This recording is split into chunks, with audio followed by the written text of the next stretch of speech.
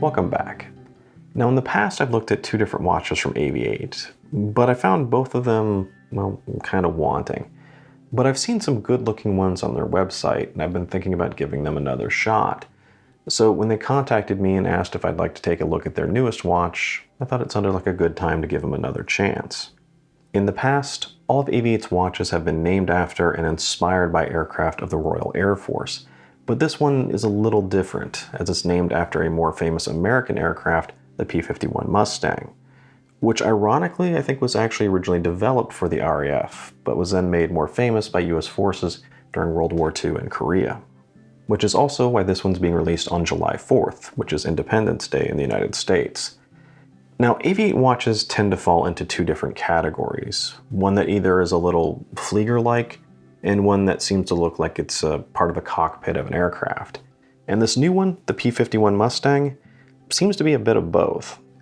When I first saw the Mustang in person, I'll admit that I found it visually interesting, if not a little confusing, as I was trying to understand why they chose some of the various elements that they did in the design. Since it's officially been announced, AV-8's been doing a good job on Instagram as well as their website of showing where the various elements of the design actually come from. And I think this is a watch that needs really some explanation first in order to kind of understand it, if not appreciate it a little. So that's where we're going to first start off by looking at where some of the inspiration actually comes from.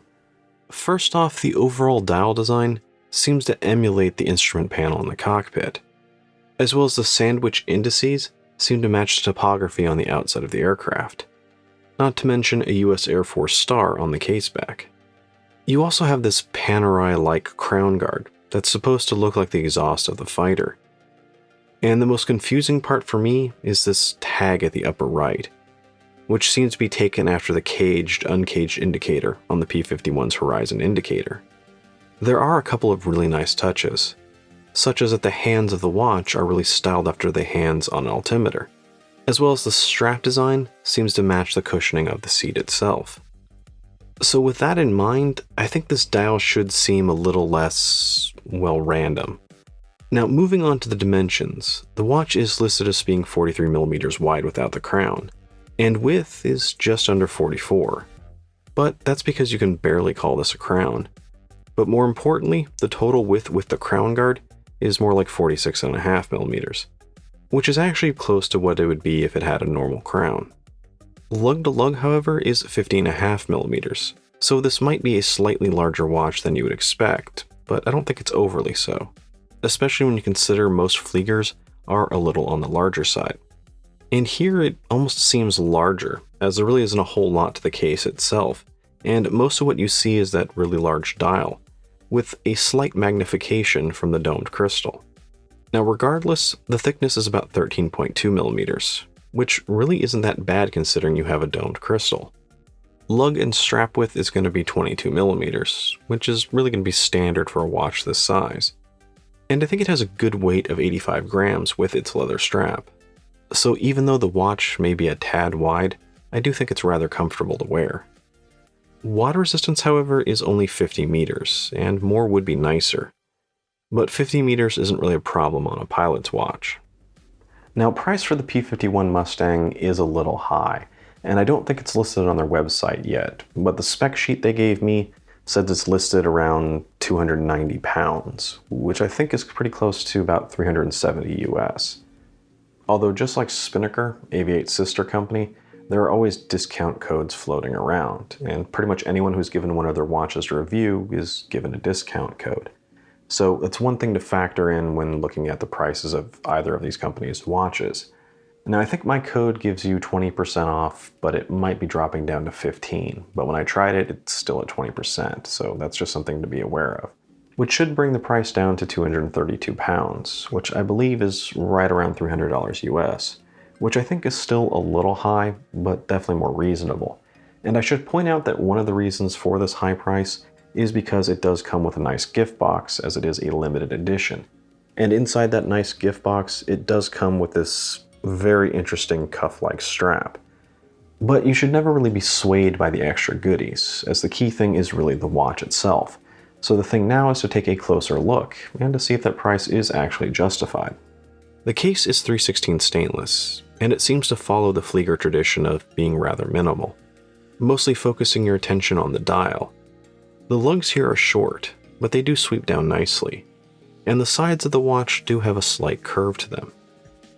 The top is brushed, and the sides have a nice polished finish, and I really have to say that the finishing here is surprisingly good. Even the bottom of the case, as well as the lugs and the case back, just have a really good finish. And if you run your fingers across the case, everything just seems surprisingly smooth. At least until you get to the crown guard, and then it's actually a little more like rough sandpaper, but I'll talk more about that later. The most prominent feature of the case is really the large brushed bezel, which extends just beyond the case, and does hold the slightly domed sapphire crystal with AR coating. I believe it's also a single dome crystal, as I do see some distortion and magnification at times, which I think actually adds to the design, especially with all those different layers. But overall, everything is nice and clear, and here the black and white color scheme, it just has a great readability and contrast. There are two other versions of the P-51, and each of them match their date wheel as well as a tag at the top and the second hands to a particular color, which I do think is a nice touch. But let's get to the dial here, which is a little complex, as well as a whole lot of interesting depth.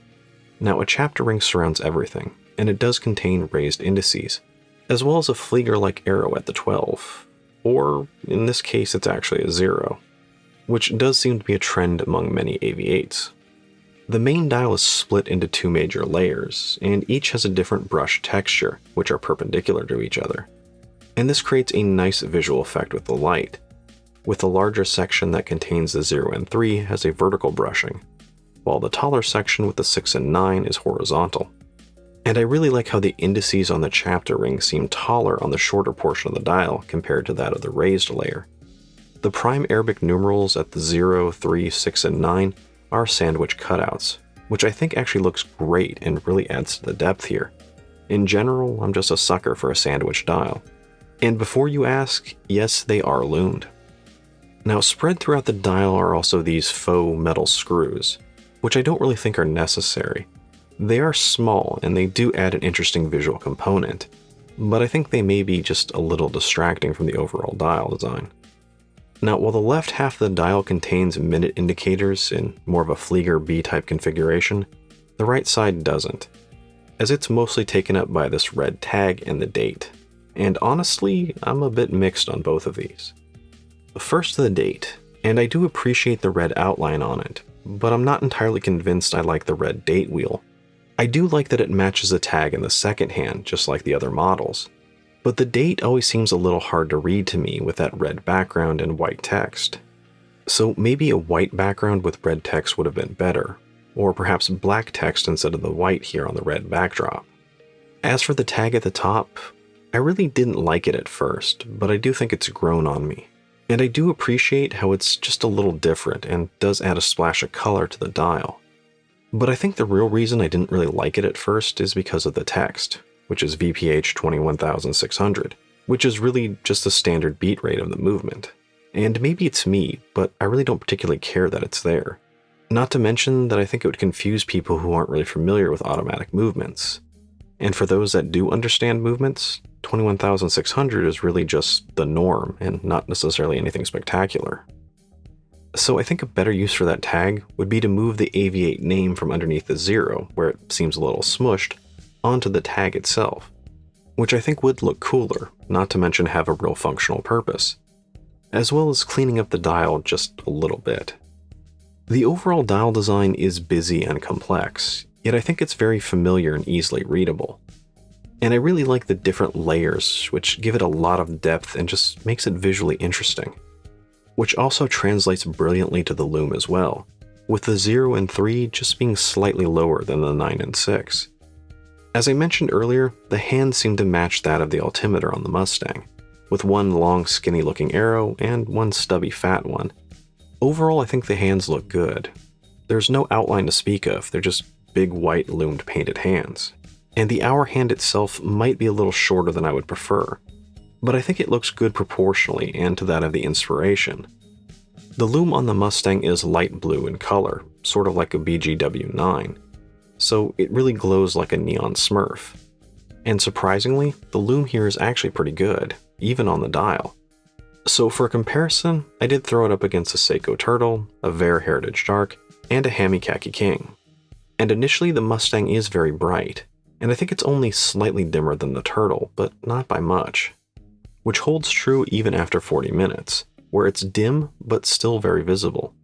And I actually think it's slightly better than the Ver and the Hamilton, including the lume on the dial itself. So overall, I think it's actually a pretty good lume, which is one of the more surprising elements to this watch. Now, movement-wise, it is a Seiko NH35a, so not a whole lot to talk about. It's a proven workhorse with 40 hours of power reserve, hacking, and hand winding. And as for the two straps, well, let's start with the bonus cuff strap, which is really supposed to be some sort of seatbelt inspiration or something, I'm not sure. And while I think it's kind of cool and rather creative, it's kind of useless. So I think they get an A for effort, but really an F for execution. First of all, it's just a pain to get it on the watch. You really have to remove the spring bars and then put the spring bars on over the strap itself. And the strap here is just a little wide and a little too thick, including one of the spring bars that seems to have to go over Velcro. So it's just really more difficult than it needs to be to put it on. And even when it is on, it's kind of stiff. Not to mention it's rather wide, and I think it just feels uncomfortable. So as I said, I think it's rather useless, which is a stark contrast to the leather strap it came on, which I think is actually pretty good, and I really enjoyed wearing it. And it's this light brown leather one with stitched padding near the watch itself, which I think really gives it a great look, and it looks like something that belongs next to a leather bomber jacket. And it comes with a rather decent sized buckle, as well as a little bit of a two-tone effect with black keepers. And I think the strap might actually be my favorite part of the watch, as I think it's quite good. Not only does it look great, but it has a very nice soft texture, with a good balance of thickness, but not too stiff when trying to wear it. And even with the watch being just slightly larger than I prefer, I think it's rather comfortable on that strap to wear. Now the Mustang definitely wears like a 43mm, but I think it actually looks slightly larger, which is all thanks to that large dial, as well as a slight magnification from the crystal. And with that rather large dial, as well as the black and white color scheme, it's very easy to read. So overall, I think the P-51 Mustang is actually surprisingly good, and I have to say that it's easily my favorite AV-8 to date. But you might have noticed that I haven't mentioned the crown yet. And well, that's because I was actually saving the worst for the last.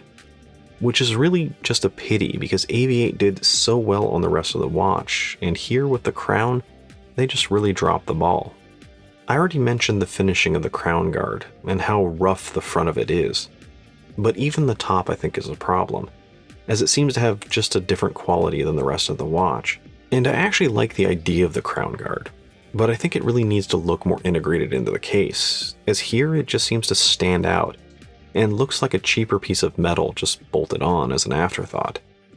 But the bigger problem is actually the crown itself, and it's this tiny little gear thing inside the guard, which actually makes it pretty easy to rotate when you want to wind it, as well as set the watch when it's pulled out. The problem is actually pulling it out, as it seems to be rather difficult. And here the watch is new, so perhaps it'll be broken in and won't be quite as stiff in another month or so. But right now it really takes a good amount of force to pop it out. But because it's so narrow, the only way to pop it out is to stick your fingernail in behind it. And you have to use a lot of force to pop the thing out, and it almost feels like I'm going to break my fingernail doing so. Which also results in making it very hard to stop at the first position to set the date. You really have to force it all the way out and then just slightly push it back in to get to that position.